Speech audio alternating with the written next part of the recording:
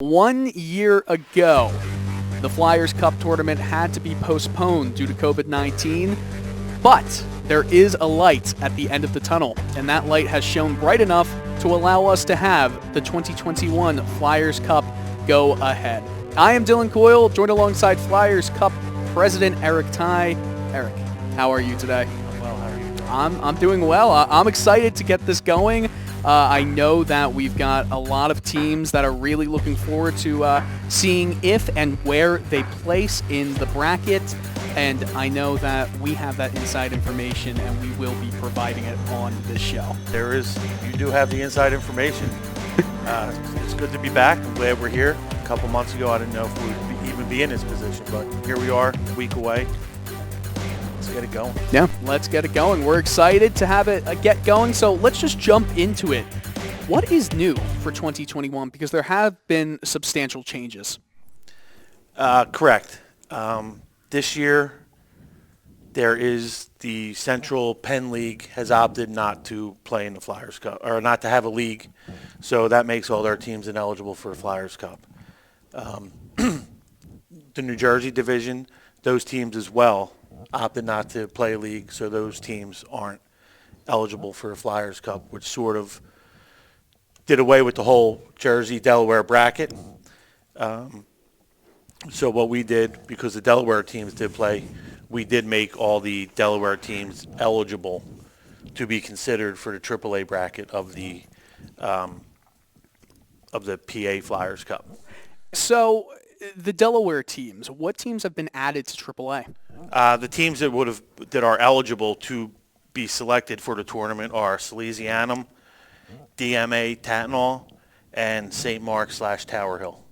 Perfect. And we might see them in the bracket. We don't know yet, or do we? We do. We will release it soon. But some other changes. All matchup locations, they will be determined after each round is played. Exactly. The tournament this year will only be played in 3 rinks. Hatfield up in Hatfield, Iceline down here in Westchester, and Iceworks over in Aston. They're the only rinks that have the capacity for the COVID restrictions. So makes things a lot easier only having it in 3 rinks. So the teams will, nothing's set after the first round. It's not set. If there's upsets, we're going to try to make it so the higher seeded team gets a home game. Right. And following that, we are going to mandate that all teams, all spectators follow all rink policies regarding COVID-19 protocols that each rink has set up. And I mean, it's so important to make sure that everyone is following along, because if we don't, there's no tournament. Right. The rinks and the Flyers Cup committee we've talked, and the plan is that the rinks are going to allow as many spectators as possible up to the capacity limits under the COVID policies for that particular so it'll be first come, first serve. If a rink's going to let 200 people in for a game, if you're 200, you're in. If you're 201, you're out. Yeah, that would be definitely a shame. I would not want to be spectator 201 in that circumstance. But if you are spectator 201, however, we are going to be streaming all the semifinal and final games on the Flyers Cup YouTube channel, courtesy of the TU Ice Network as well. We're excited to be back for year number, I guess you can call it 2, or the last year was the prologue. I think you guys did, 2 or 3 games last year before we got canceled? So. We did, I think, 4 games. Oh, 4? 4 games off. We had our work cut out for us last year, but this year, just 7 days, business days in a row with games. That'll be a ton of fun. We're excited to bring all of the action from the semifinals on to you. And if you do want to get some Flyers Cup swag, we've got a little bit of an online store, don't we? Yes. Unlike past years, there will be no apparel sold in the buildings. We have set up an online apparel store that will be on the Flyers Cup website. www.flyers-cup.org. Well, the champions of each division will be representing their respective bracket in Pittsburgh for the state championships April 24th, and it's going to be there's going to be a bunch of teams vying for that spot to play in Pittsburgh. And I know that, especially after missing the championships last year, this is an even bigger occasion. Yeah, like you said, April 24th, the three winning teams will head out to Pittsburgh and play for the state championship. Like you said, there was not one last year, so we lost our chance to hold it here. But we'll get it. We'll get the state championships back to our side of the state next year. So let's get the three Flyers Cup winners here and head out there and get three state championships on our side too. Perfect. Well, we are going to send this across to Flyers Cup Tournament Director Rob Baer for a quick message on this year's edition. Well, Rob, I guess the first question is, what does it mean to you to be a part of this tournament, and what does it mean to the Flyers? Well, it means a lot to the Flyers, and it means a lot to me personally. The Flyers started this tournament back in 1980, coming off the heels of the two Stanley Cup runs in the mid-'70s. There were tons of kids playing hockey in the area, and as those kids grew up, they started playing high school hockey. You started to see more and more high school teams pop up throughout the area, and finally, Mr. Snyder and his team in 1980 decided it was time to get behind a true scholastic championship. And that very first year at the University of Penn, there were four teams participating. Archbishop Carroll won that first Flyers Cup, and we've just seen it grow and grow over the decades ever since. For you, what are some of your favorite memories from past Flyers Cups? For me, I think the two biggest highlights for me were probably the last year that we hosted the Flyers Cup at the Spectrum before they tore it down. That was 2009. And that was the first year we had the girls championship. So it was pretty cool to see that first girls championship played at the Spectrum. And then 2 years ago was the first time we were able to have all 5 championship games in one day in one location at the Wells Fargo Center. It was an awesome day. St. Patty's Day. It was cool. That's amazing. If Mr. Snyder was still here today, what do you feel like he'd think about where this has now gone? I think people will be surprised to know how much he had his finger on the pulse of everything that was going on in the local hockey community, not just through his own foundation, the Ed Snyder Youth Hockey Foundation, but just everything that was going on from mites up through midgets, through high school and college. If it was happening in the Philadelphia area, he was aware of it. And he was very proud of sort of the legacy that he created with the Flyers Cup. That very last year before he passed, he joined us at the luncheon where we had all the championship teams there. So he appreciated it and he knew what was going on and he was into it. That's amazing. How long have you been working with the Flyers in this position? 2001 was my first year. So I've been around for almost half the Flyers Cups now. So, wow. That's crazy. This year. So since you started working there in 2001, what has changed? In high school hockey? Yes, in the Flyers Cup. Well, there were 3 divisions when I started, single A, double A, triple A. 08 or 09, we added the girls division, and that was a big step forward for girls hockey, especially scholastically. And then we added the New Jersey Delaware division a few years after that. So that got us to where we really wanted to be, and it became a true regional championship, and we were able to host 50 plus teams, 1,000 plus players every year in this tournament. And I don't think there's anything quite like it. It's certainly not in this market in high school sports. There's nothing quite like the Flyers Cup. What are you most excited about for this year's tournament in particular? That we're going to have a champion. Won't that be fun? Like, yes. Coming out of last year, I mean, that was the first time in the 41-year history of the tournament that no champions were crowned. So I think what I'm most looking forward to is seeing that cup hoisted up in a couple of weeks. Well, thank you very much for that message, Rob. We're excited for the tournament as well. Eric, I want to go over how the tournament selection process works and what you're looking at when selecting these teams. Right. The selection process is fairly simple. Each league sends a list of their eligible teams who could participate at any division, and then we have a selection committee of 2 or 3, 4 guys who watched most games on stream this year, but got a feel for what was going on, and then they come up with the number of how many teams are going to be in each division for the Flyers Cup. That being said, a lot of people always look at it as it's the suburban league versus the intercounty league, and that's clearly not the case. There are divisions in the intercounty league as well as divisions in the suburban league, and that's how the selection guys looked at it. You could have a really strong division in the intercounty league. You could have a weak division, but it's not broken out into AAA, AA, and A. You know, you have the Chestmont division, you have the Suburban 1, Suburban National. You have to look at it more as divisional play. Well, I think it's time to get to the girls bracket.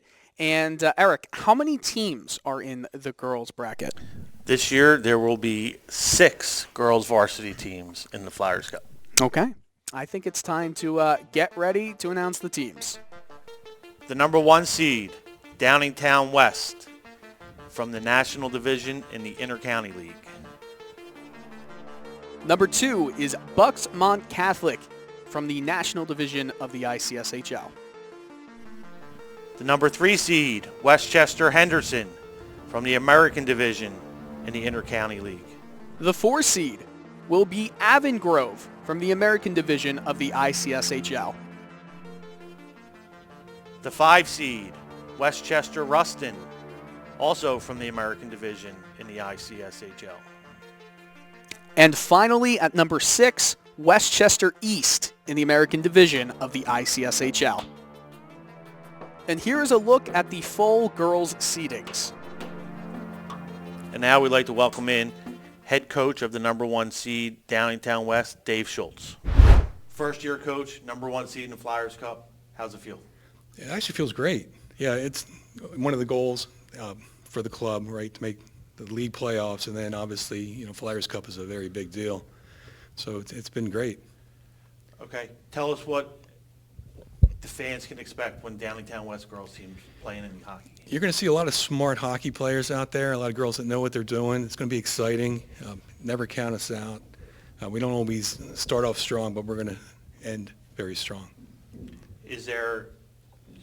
Are you senior loaded? Yeah. Explain your roster in terms Sure. of. We're graduating 5 seniors this year, so, you know, that's roughly half our team. But we've got a really strong core of young players that are coming up, adding quite a spark to our output. The tournament's one and done. Does that scare you? Doesn't scare me. I mean, that's basically the nature of the high school playoffs. So, you know, it'd be unfortunate to be one and done, but, you know, it's a big accomplishment to get to this point, and it's very exciting for the girls and for the parents and for the club. So I expect more, but I wouldn't be disappointed. And you sort of get a first round bye in that you get to play the winner of one of the playing games. Oh. Will you go watch that game? See who you're going to play? Yeah, I'd definitely scout that game out, yes. All right. Yeah. Dave, thanks for joining us. Congratulations on the number 1 seed. Sure, thanks. Yep. And now back to our analysts. Thank you, Eric, for having me. My name is Sage Hurley, and I'm an ice hockey beat reporter for the Daily Local News. This girls' tournament is shaping up to be a competitive one, and that starts with the first seed, Downingtown West. They are absolutely deserving of this first seed. They do have 4 losses on the season, but their star on the offensive line, 8th grader Ava Thomas, has only played in 5 of their games. In those 5, she scored 18 goals. They're a young and scrappy team, solidified by some senior veterans, so with that mixture of senior leadership and young talent, this team has the potential to go a long way. The second seed, Bucksmont, does not have quite as good a record as West, but they did beat them in a 3-1 effort earlier this month. One of their main strengths is their goaltender in Gretchen DeBoer, as her save percentage is nearly 90%. Moving on to the third seed, Westchester Henderson, they have just 2 losses, and those losses were both to Avongrove. This season, they got lucky and added a pair of very talented offensive players due to redistricting, sisters Zoe and Paige Muterdes. They have been contributing on the offensive end all season. Coach Sarah Hannon told me earlier this week that she hasn't had a full bench all season, but she expects to have close to it for the Cup. If 10-2 is what they're capable of without a full squad, I can't wait to see what they'll do in the tournament. Moving on to number 4, Avongrove. They're coming off a big win against tournament competitor Westchester Henderson, and they have a really strong line of both ends of the ice, probably why they only have 1 loss this season. The biggest challenge for opponents during the tournament will be getting the puck past their goaltender, Ella Hajdutsky. She has been dominating in the net, and they haven't always had the best team, but in the last 2 years, they went from not having a full squad to a very competitive tournament team. They're only graduating 1 senior, so I think we can expect them to play at this high of a level for seasons to come. And for number 5, we have Westchester Ruston, and they're Avongrove's only loss. They're a very well-coached team, capable of controlling the middle of the ice and getting away with fast breaks. Both Henderson and Avongrove's coaches remarked earlier this week that Ruston is a team to look out for in the tournament. Forward Jennifer Gallagher has recorded a staggering 20 goals and 14 assists this season. And if she stays hot on the offensive end like she has been all season, opposing defenses will have a problem. At number 6, we have Westchester East, and they might face a challenge in this tournament. They haven't beat any of the teams in their Chestmont American Conference, but they do have a strong offense fortified by goal scorers like Kylie Chandler and Samantha Ditz, who have 14 and 12 goals on the season, respectively. Don't count them out. That's all for the girls division. Back to Dylan and Eric for the AAA division. All right, thank you, Sage, for that analysis of the girls division. And now it is time for the AAA boys division. And how many teams are in here, Eric? There will be 8. 8 teams. Let's get to it. The number 1 seed, Malvern Prep from the APAC. The number 2 seed, LaSalle College High School from the APAC as well. The number 3 seed, Holy Ghost Prep from APAC as well. The 4 seed is St. Joseph's Prep from the APAC. The 5th seed, Roman Catholic from the PCL in the Intercounty League. The 6th seed is Cardinal O'Hara from the PCL in the ICSHL. The 7th seed, Father Judge from the PCL in the ICSHL. And finally, the 8th seed, Salesianum from the PCL in the ICSHL. And now, I'd like to welcome in head coach of the number 1 seed, Malvern Prep, Bill Keenan. How's it feel?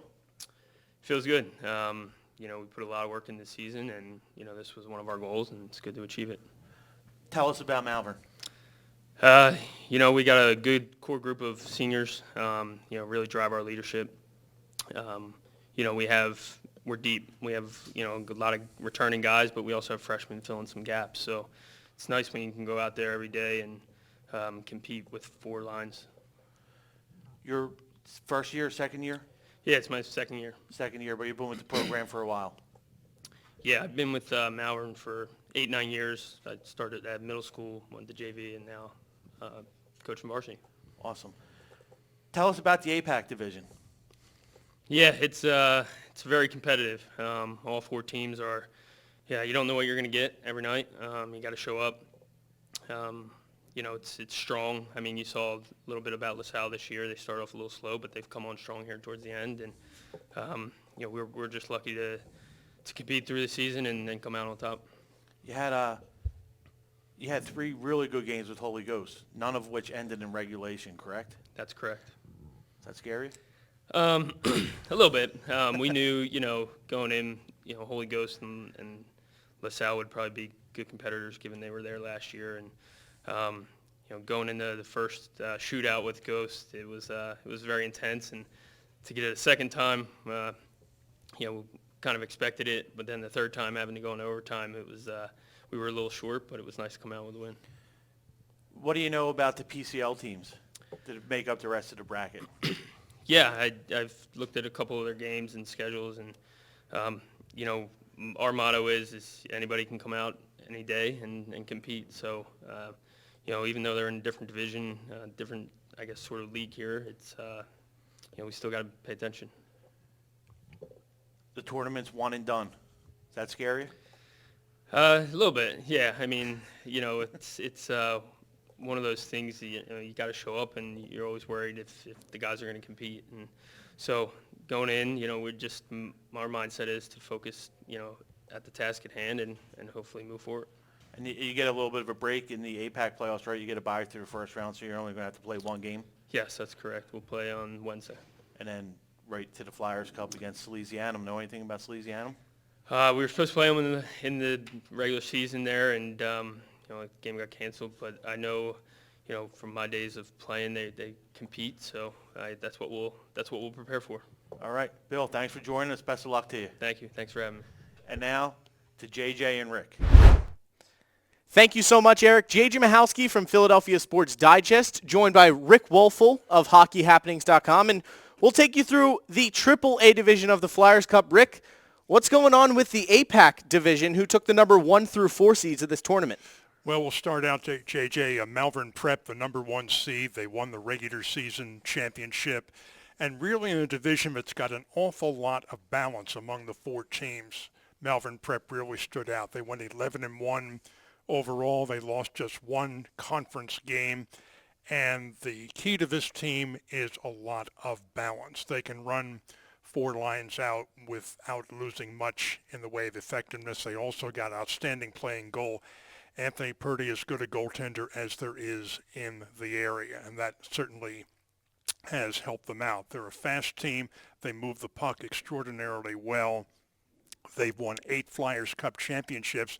Now, the last one was in 2005. They won 5 straight and also won a state championship in 2004. So there is a lot of tradition around this program. They have not won a Flyers Cup for a while, but they certainly feel like this is their year. They have put a lot of pieces together, and they're a very, very impressive team to watch. You take a look at LaSalle next for number 2 seed, 7-4, a team that has really come on the second half of the year. They struggled early on, and you talk to some of the people around the program. Part of it was the fact that the players weren't in school on a regular basis doing the hybrid thing for much of the year. And it took them some time to build that camaraderie that you want to see off the ice as well as on it. But LaSalle has played really well during the month of March. They've won 5 straight. They have won 6 of their last 7 games. Michael Casey, 10 goals, 3 assists for 13 points, is their top scorer. And remember, because the tournament did not finish last year, LaSalle is the defending Flyers Cup AAA champion and also the defending state champion. They've won 11 Flyers Cup championships and 6 state championships. So this is a team that maybe the first half of the year they did not quite look like LaSalle. They look like LaSalle right now, and they're going to be a very tough out for somebody in the Flyers Cup, whoever it happens to be. Holy Ghost Prep, the number 3 seed. This is a team that started off very well. Right now they are 5-6 on the year. They went 3-3 with 3 overtime losses in conference play, and their record a bit deceiving. They played Malvern Prep 3 times. All 3 of those games went beyond regulation. 2 of them in shootouts. 1 went to regular overtime. Malvern Prep won all 3 of them. So Holy Ghost could have a much better record had they gotten a couple of bounces going in their direction. That didn't happen. But right now they are looking to regroup a little bit. Their leading scorer is Evan Mudrick, 6 goals and 8 assists for 14 points. This team has a lot of balance. Again, 4 very solid lines. You don't have maybe that dominant scorer that they've had in seasons past, but they've got an awful lot of balance. They're also a very, very fast team, and that speed has been a big advantage for them over the course of the season. St. Joe Prep, the number 4 seed. This is a team that, despite their record, is going to be dangerous. They're just 3-8 overall. They won just one conference game all year. They've lost 5 straight going into their league playoffs this coming week. But they've been in a situation because of scheduling issues. They've had to play a lot of Friday games, and as a result, they had players away on club duty, and Coach David Jockman has not really had his full roster for any one game this season. So if they get all the pieces together and everybody is there, they're going to be very dangerous too. Their one conference win was over Holy Ghost Prep. What St. Joseph's Prep has, what a lot of teams don't, is 2 quality goaltenders. Their number 1 is Rocco Bruno, but Andrew Custer also very solid. A lot of high school coaches would give an awful lot to have 2 quality goaltenders. St. Joseph's Prep has 2, and that's going to be advantageous for them in this tournament. And it'll be interesting to watch the APAC playoffs coming up this week. Malvern Prep obviously already with that pass to the championship, with Holy Ghost Prep on pause for 2 weeks due to COVID. So we'll see how that affects them going into the Flyers Cup coming up. That will be LaSalle against St. Joseph's Prep in the semifinal. The winner plays Malvern Prep on Wednesday. We should mention about St. Joseph's Prep, they won a Flyers Cup in 2018 and also won a state championship that year. So this is a team that has a solid hockey tradition, and look for them to do some good things in this tournament. So let's take a look at the bottom half of this bracket. PCL seeds number 5 through 8. It'll be Roman Catholic, Cardinal O'Hara, Father Judge, and Salesianum, as Dylan and Eric told us earlier. So Roman Catholic, 3 wins. They had 2 overtime losses in the PCL A division, but they've won 3 games straight coming out of the end of their season. They're led by Greg Watkins, and their goaltender, Millard Warzillo, one of my favorite goaltenders in the league. He's not afraid to come out of his crease to defend it. And on the other end of the ice, Brendan Whitaker, he's been great offensively for the KLites this year, scoring 12 goals, 5 assists for him. One thing to look out for Roman Catholic, they do take a lot of penalties, so they might have to kill off a lot of power plays come the Flyers Cup. But if Millard Warzillo can continue with his great save percentage this year, he stands at .888 right now. If he can continue with that play into the Flyers Cup, Roman Catholic could be someone to fight with. I don't like the phrase a goaltender steals a game for his team. That drives me absolutely bananas. But a goaltender can do an awful lot for his team, win a game for his team. It's not stealing a game. It's stepping up, and that's what a goaltender has to do at this time of the year. The number 6 seed, Cardinal O'Hara, finishing above Father Judge in the Flyers Cup rankings. Obviously, in the regular season for the PCL, those rankings flipped as Father Judge had the tiebreaker in the ICSHL. But these 2 teams, they're both 3 wins, 1 loss, and 1 tie. They played against each other and tied each other a couple of weeks ago. And for Cardinal O'Hara, another great goalie for them, Ronan Marley. He has a .929 save percentage this season, 7-2 in league play. He had shutouts against Salesianum and Archbishop Ryan this season. And for Cardinal O'Hara, Ed Baines is going to look a lot to Steve Graney. He's their leading goal scorer, 9 goals and 3 assists for him on the season. And the Lions could be someone that come out and really get the offense going. Luke Melito and Julian Gavin, obviously parts of key offensive players in that one as well. And for the 7 seed Father Judge, as I mentioned, same record as Cardinal O'Hara. So those 2 seeds very interchangeable at 6 and 7 there. They'll play the number 2 seed LaSalle, as you mentioned, against in the APAC. Matt Moser, 8 goals, 2 assists for him for Father Judge. And Sean Ford, Franklin Black, they drive the defensive attack. And Father Judge is more of a defensive team. They like to keep the puck, defend their end of the ice first, and once they have that secured, they move the puck up the ice and see what they can do in the offensive zone. It's what they have done all season. One thing to note in this matchup against LaSalle, though, Father Judge will be traveling to play LaSalle on its home ice at Hatfield, so that could be a true home ice advantage for LaSalle in this Flyers Cup. And finally, the 8 seed Salesianum rounding out this AAA bracket. 1 win and 4 losses in PCLA play this season. They'll play the number 1 seed Malvern Prep, who is a monster in this Flyers Cup tournament. Definitely one of the favorites coming into it at that number 1 seed. Salesianum's last win was a 4-3 win against Roman Catholic, so they took down the top dog in the PCL, and they could be someone that comes out in this tournament and makes a spark and comes into it with some offensive prowl and able to score some goals in the Flyers Cup? I think in this bracket, particularly in AAA, the keys to it, getting production from multiple lines. Most of these teams are going to run 3 lines out there, perhaps 4. You've got to get production from multiple lines, or if you put the checking line on the ice, have them do their jobs. The other thing that applies to any level of scholastic hockey is avoiding bad penalties. And we've seen teams take really foolish penalties late in games that have cost them. And that's what a team has to stay away from. Understand the nature of the Flyers Cup. The games tend to be called a little more loosely than during the regular season. So appreciate the fact that the games are going to get kind of physical. You don't want to take a bad penalty and put your team in a situation where they're killing penalties all evening long. Yep. Well, that'll do it for the AAA bracket here. We'll send it back over to Dylan and Eric to reveal the rest of the teams in the 2021 Flyers Cup. All right, thank you so much for that analysis, Rick and JJ. And now it's time to move on to the AA bracket. And how many teams are in the AA bracket? 16 teams will be in the AA bracket this year. That is quite a lot, and let's get to it. The number 1 seed, Downingtown West, from the Chestmont Division in the ICSHL.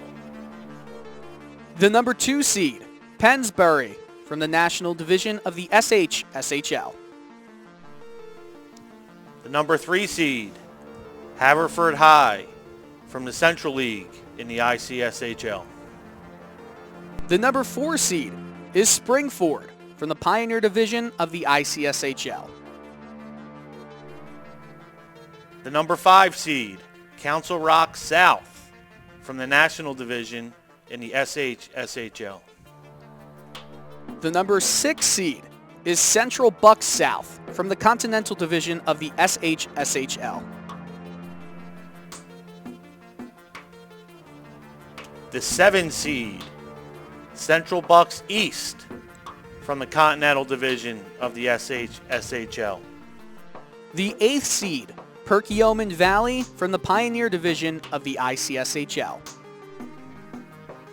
The 9 seed, Neshaminy, from the National Division of the SHSHL.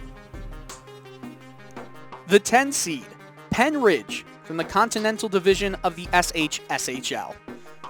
The 11 seed, Owen J. Roberts, from the Pioneer Division of the ICSHL.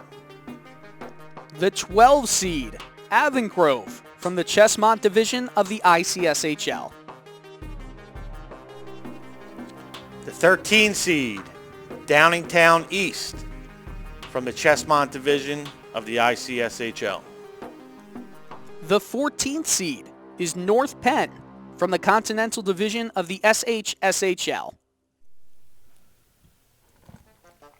The 15 seed, Conestoga, from the Central League in the ICSHL. And finally, the 16th seed, Ridley, from the Central Division of the ICSHL. And here's a look at the seedings for the AA boys bracket. And now I'd like to welcome in the head coach of the number 1 seed, Downingtown West, Ryan Smith. So this has been a few years coming, right? Yep. Let's go back 3 years. You start as a 15 seed, you make it to the finals, right? You lose at the Wells Fargo Center to Downingtown East. Yep. Last year, 4 or 5 seed. 5. Get 5 seed, you get to the finals, COVID happens. Now you're the 1 seed. Feels good.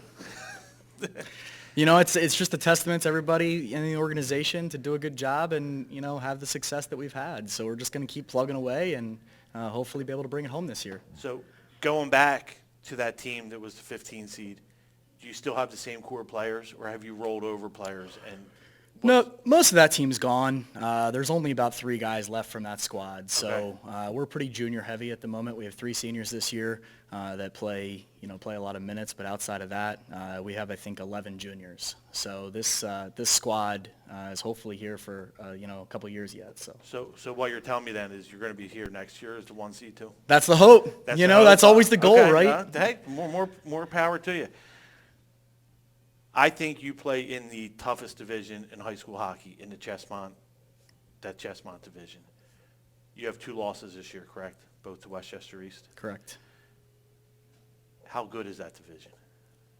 Division is very good. It's very competitive. It's a lot of really talented hockey players, and it starts at the top with them, with Westchester East. I mean, they're loaded this year. There's no doubt. But I feel like we can compete with them, and we did so in the first game. I know it was a long time ago. The second game we kind of fell flat on our face a little bit, but we're hoping, our eyes are set on them, right? I mean, that starts next week in the Chestmont playoffs, and we want to get there and we want to play them again. But it's one game at a time, and that's sort of the motto that we abide by. So, The same question I'm asking everyone. The tournament's one and done. Does that scare you? Sure it does. I think you've seen it over the years where we've kind of been able to play spoiler a few years. We know that everybody has the target on us now, and we're probably where we're supposed to be finally. But everybody wants to beat you, so you got to come ready to play. And I think that it scares you, but at the same time, with the leadership and the continuity of the players that I have, I'm not concerned about it. These guys know what they need to do to get there, and they're going to do everything in their power to, as long as it's not derailed by something out of their control. So. Right. Well, we don't want anything derailed from anyone's control.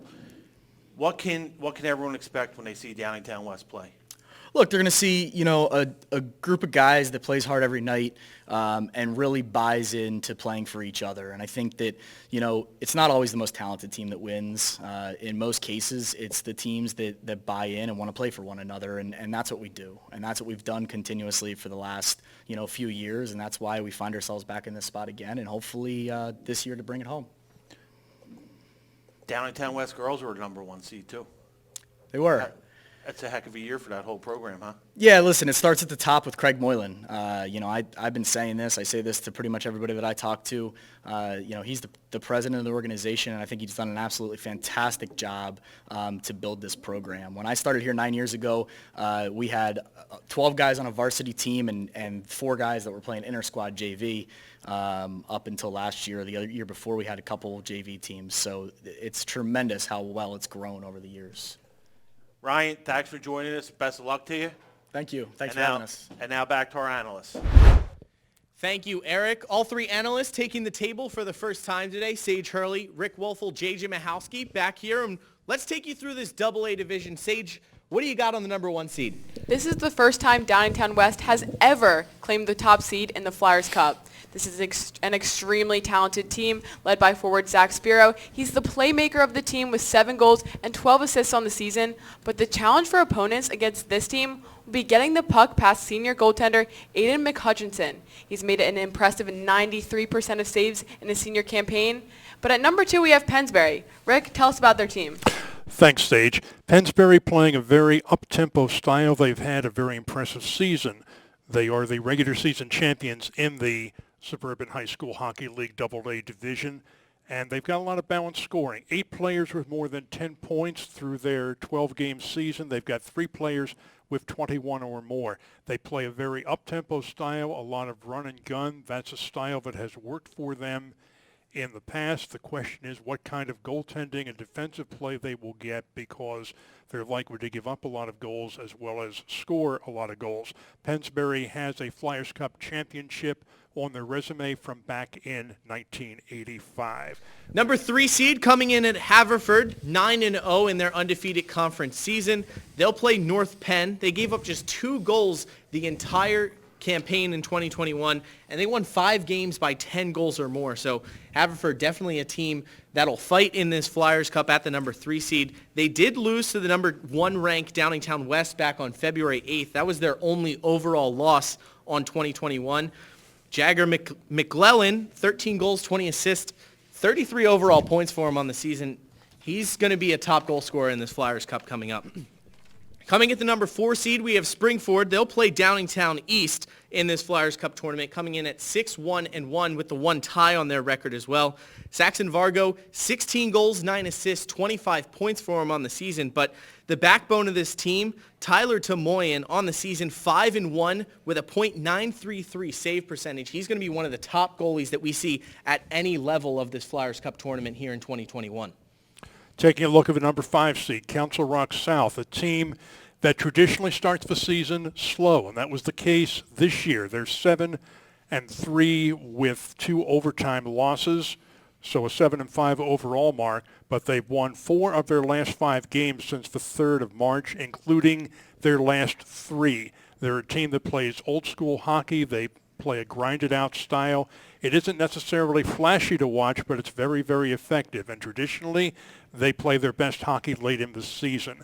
And they've also won a couple of Flyers Cups, actually 4 of them under head coach Joe Houck. They've also won a state title that came in 2012. Defensively, they've been very impressive. They've got quality goaltending, and they've only allowed 33 goals in 12 games. Central Bucks South is the number 6 seed. This team 7-5-1, a team that doesn't have the offensive firepower that they've had in previous seasons. They're a team that is more defensive oriented, and they have, again, a premier goaltender. Mason Moyers, goals against 1.42 in conference play with a save percentage of .951. South comes in having won 6 of their last 8 games, and in 12 games during the season has allowed just 16 goals. They're a 2-time Flyers Cup champion in 2014 and 2016. They won state championships both years. They're going to be dangerous. They will not be the kind of team that Central Bucks South has been in years past. They play a different style, but they're going to be very, very dangerous. Central Bucks East comes in with a record of 6-3-1-1. They were not able to play their final regular season game because of some issues, but they're a team that has gotten it together of late. They've won 4 of their last 5 games. They had some injury problems at one point in the year, but they have bounced back from that. They're a team that scores an awful lot of goals. They've scored at least 2 goals in every game this season. They play a lot of run-and-gun hockey. Adam Bostock, their leading goal scorer, 12 goals, 13 assists for 25 points. Next up, Perkiomen Valley. Perk Valley 4-3-1 on the season. Adam Carter and Jake Stizek, both very good goal scorers for them. And look for Perk Valley to come into this tournament. They're in the middle of the pack, so they'll definitely have to fight their way to the top, but certainly can be done. Obviously, some of the top seeds in this tournament could very well dominate this AA bracket, though. Neshaminy, the number 9 seed, comes in with a record of 6-5-1. They've been struggling a little bit. They've lost 3 of their last 4 games, but they play an up-tempo style, a style that can produce a lot in a tournament situation. They've got some quality goal scorers. They've also been getting quality goaltending. Rob Seawagon, their leading scorer, 11 goals, 6 assists for 17 points. The question for them, how much success will they get inside their own blue line defensively? And Penridge, the number 10 seed, they come in with a 7-4 mark. Again, a team kind of in transition. They're a team that in years past has been very up-tempo offensively. This year, more of a blend between really good play in goal and play at the offensive end. Eric Learhart, 11 goals, 3 assists for 14 points. Their leading scorer. Blake Stewart, 6 goals, 6 assists for 12 points. They're a number 10 seed, but they're going to be a very tough out for somebody. Number 11, Owen J. Roberts, coming off of 2 consecutive ties to end the regular season. One of those ties against Springford, so it was a 7-7 game. Owen J. Roberts likes to score the puck. Shane Towler and Connor Hillebrand split some time, with Towler playing 40 more minutes this season. So Owen J. Roberts could be a team that comes in here. Charles Davis, 14 goals, 21 overall points on the season. As I said, that 7-7 tie against Springford, certainly a resume builder for them at the end of the season. Absolutely. And now on to Avon Grove. They only have 3 wins this season. It's been a tougher season for the Red Devils, but we need to consider how competitive the Chestmont really is. If senior Nolan Zotter can continue leading the team in stats and lead the team in morale, their chances might not be so bad. And as for Downingtown East, they only have 2 wins. I said it once and I'll say it again. The Chestmont national teams are extremely competitive, and they have played in close games against tough teams. My player to watch for this team is Mark Stankiewicz. He has continued to produce on the offensive end all season, recording 11 goals and 5 assists in 10 games. North Penn, the number 14 seed, comes in with a record of 5-5-1 with 1 additional overtime loss. This is a team that really has had kind of an up and down season. They've had some injury problems, and they've also had to make some adjustments on defense. North Penn is a team that can be very dangerous. At the same time, they're also young in spots. So it will be interesting to see what kind of a challenge they put up coming out of that 14th seed. They're certainly good enough to give a good team a very, very difficult time.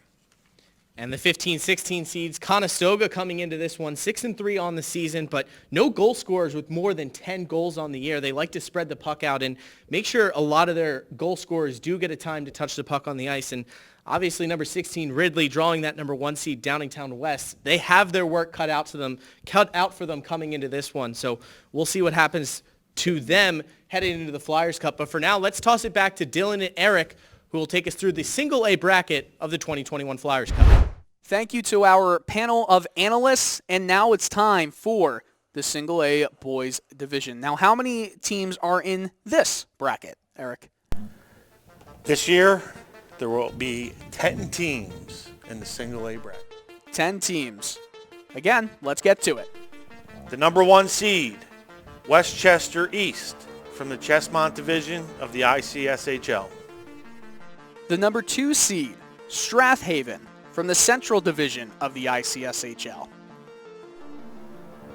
The number 3 seed, Wissahickon, from the American Division of the SHL. The number 4 seed, Springfield, from the Central Division of the ICSHL. The 5 seed, Sun Valley, from the Chestmont American Division of the ICSHL. The 6th seed, Westchester Henderson, from the Chestmont Division of the ICSHL. The 7 seed, Radnor, from the Central League of the ICSHL. The 8th seed, Pencrest, from the Central Division of the ICSHL. The 9 seed, Plymouth Whitemarsh, from the American Division of the SHL. And finally, the 10th seed, Westchester Bayard Rustin, from the Chestmont Division of the ICSHL. And here is the look at the seedings for the boys Class A bracket. And now, I'd like to welcome in head coach Eric Wolf of the number 1 seed, Westchester East. We talked last year. You guys were a number 1 seed last year as well. What can your guys learn from being a number 1 seed last year to being a number 1 seed this year?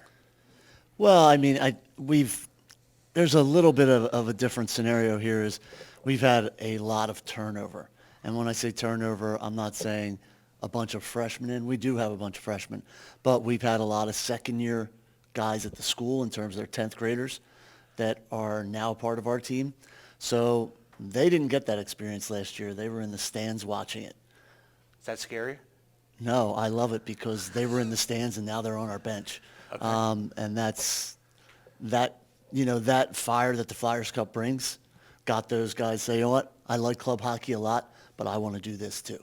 So when you said they were in the stands, they weren't even on Westchester East. They were not even on our roster, a lot of them. Or they were at another school and decided to come back to Westchester East. Gotcha. Mm-hmm. We talked last year and we both said that if the Central Penn League was going to make a run, I think me and you both knew that. Does it scare you being a number 1 seed? No. Oh no. That's what we talk about first time we get together as a team. Is here are our goals. Okay, win the Chestmont playoffs, get a number 1 seed in the Flyers Cup, win the Flyers Cup, win a state championship. Okay. Right now we're checking boxes, and that's what we're doing. And this is the next box to check off. Awesome. Tell us what someone can expect when they watch Westchester East play. I think you're going to see a fast-paced game. I think you're going to see that we use our whole bench. We dress 20, and except for our backup goaltender, you're going to see them all.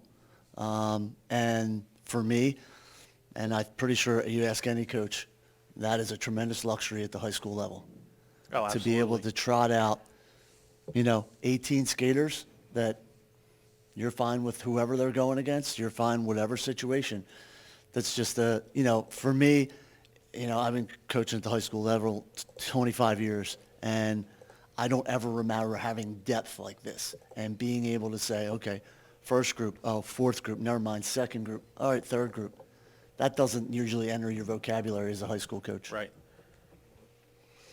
You feel like you have a target on your back? Well, I think every 1 seed.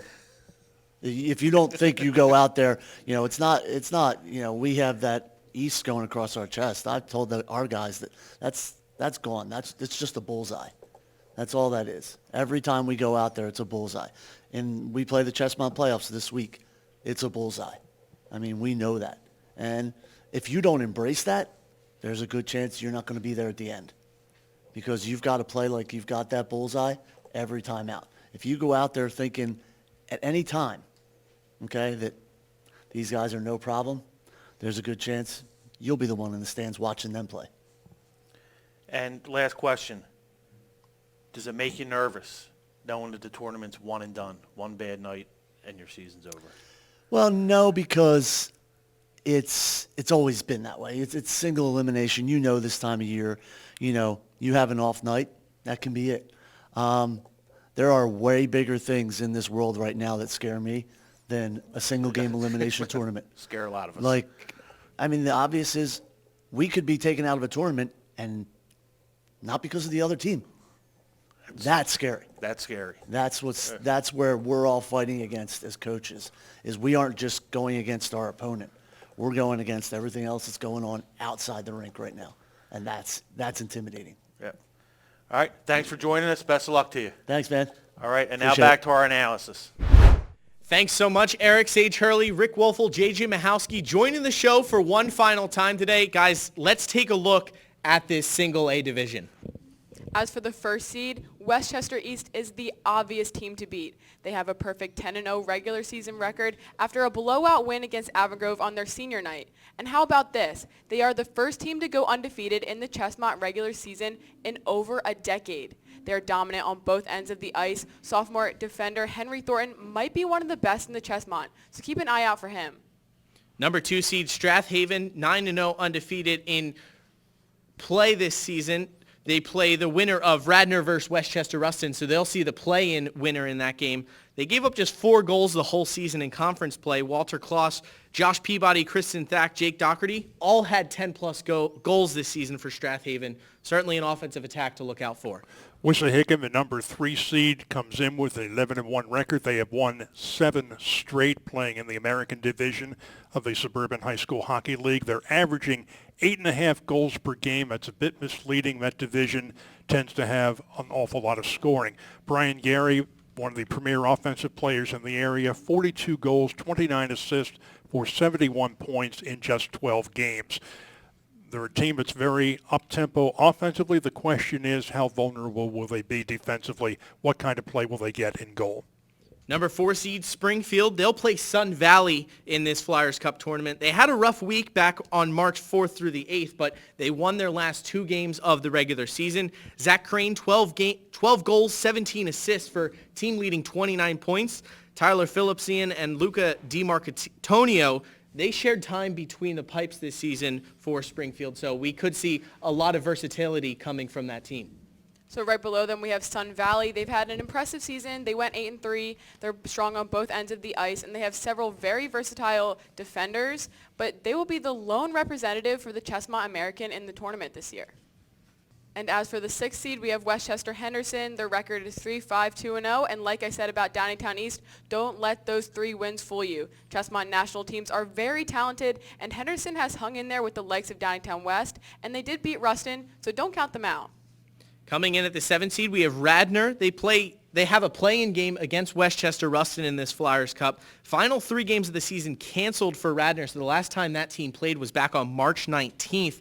Their leading goal scorer, Tucker Graham, 10 goals, and Andrew Knight has 8 coming up right behind him. So a team to watch here in this play-in game in the first round of the Flyers Cup. Pencrest will come in at number 8. They'll play Plymouth Whitemarsh in a play-in game as well. Kane Walker, 12 goals, 6 assists, and he's second on the team with 18 points this season. Tyler Kahn leads the team with 19 points. He likes to dish out the puck a lot, 13 assists for him in 2021. Plymouth Whitemarsh, that number 9 seed, comes in with a 7-4 record. They lost their first 3 games this season, but have won 7 of their last 8. Luke Weichel, their leading scorer, 14 goals, 13 assists for 27 points. If this team can put the puck in the net, they're averaging better than 5 goals a game. And now we have Ruston, and they are a dark horse to win some big games during the tournament. Although they went 1-6-1-1, the perennial powerhouse didn't lose those games for lack of talent. They have a history of winning, and they are very well coached, so I think they could surprise some people. We'll take it back to Dylan and Eric Ty for the closure of our Flyers Cup show here in 2021 and some special announcements. Thank you to our analysts, of course, for the final time. And, well, the Flyers Cup, we know the teams. We know who's going to be playing in each bracket. Everything gets underway April 5th, Eric. It's go time. Let all these teams play in their league playoffs this week. And then April 5th, let's start the road to the Flyers Cup championship games and then the road to the state championships. Dylan, on behalf of the Flyers Cup committee, we'd like to thank you and your Temple Ice crew. Of course. Thank you for being here and doing the show for us today.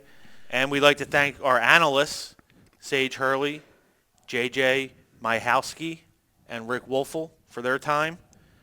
A shout out, a thank you to the 4 head coaches of the number 1 seeds of each division for joining us today. We also like to thank our rink partners for their flexibility in allowing us to have the tournament this year.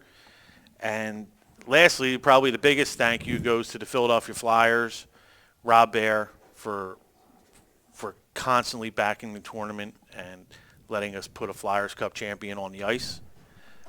Players, we want to complete the tournament this year. Please take all precautions and safety measures. Go to school, go home. Go to hockey, go home. Don't be hanging out with your friends. Let's make sure we get a winner. Let's make sure we have all players available for all teams for the whole tournament.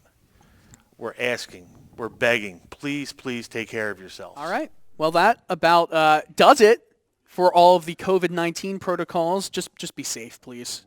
That's all it comes down to. We want to have this Flyers Cup tournament, and we know and trust that we will. So the selection show, it's over. We know the teams. There's 4 trophies. There are 4 trophies. Each division gets 1, but only 1 team will get to lift it. For Dylan Coyle, that's myself, and Eric Ty, the president of the Flyers Cup, we thank you for watching and have a good evening.